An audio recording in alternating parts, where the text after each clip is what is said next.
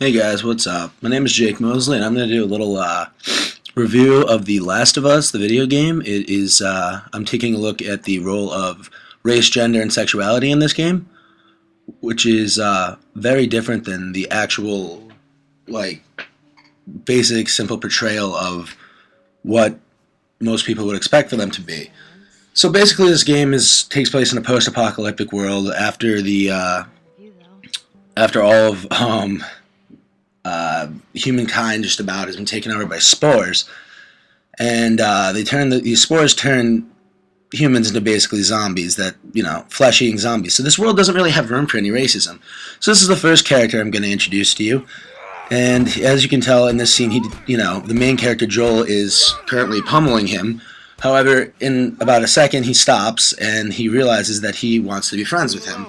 And they end up forming this friendship that lasts throughout the whole game until the very end. Now, in Higgins' article, Blacklist Fantasy, he says that scholars and game designers have identified that video games deploy black characters into extremely limited and reductive forms. And that basically shows racism in video games.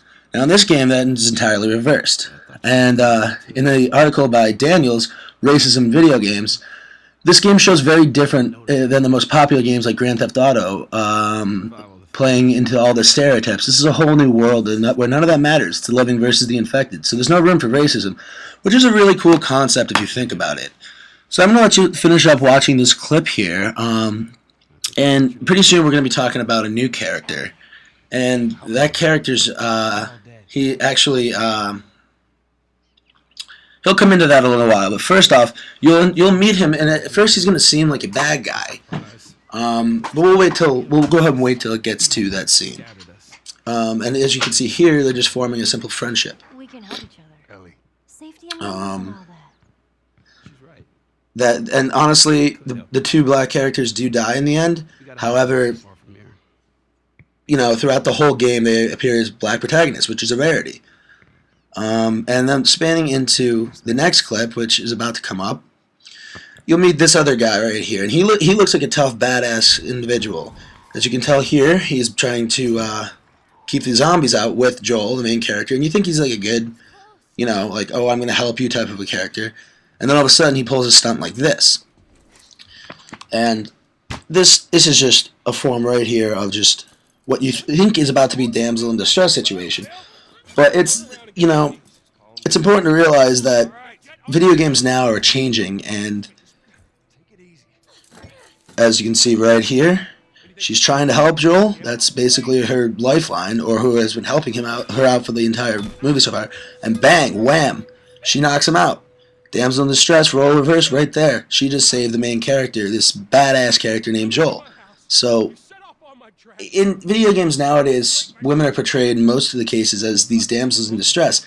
But currently they have been getting away from that, I think, in most games. But you still see games like, I can't even think of any right now, but, in Grand Theft Auto, they're portrayed as these helpless individuals that, get, brutally raped or brutally hurt or just completely helpless in general. But now in this scene right here, it's another scene. This is exactly where you get to see some empathy out of the character before who had just taken the girl hostage, or not, that cuffed her to the pipe. He's about to find out. Right here, he sees his dead guy hanging from the wall, and he realizes who he is. And that actually was his male partner. He is actually a gay individual that you would never know.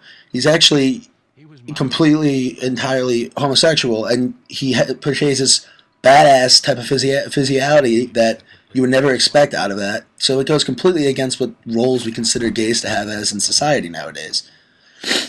The important thing to realize overall, as it says in an article called Stereotypes, Discrimination, and Exploitation in the Media by Hugo C., it's very important to consider the audience's role in what's ultimately shown in movies, TV, and media.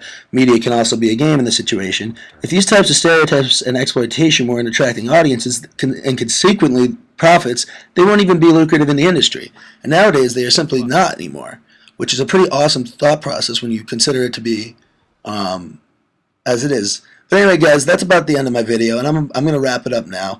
It was nice being able to share my thoughts with all of you guys, and I want to give a big thanks to GameSpot Revolution GR, Smileyheadshot, and GameSpot.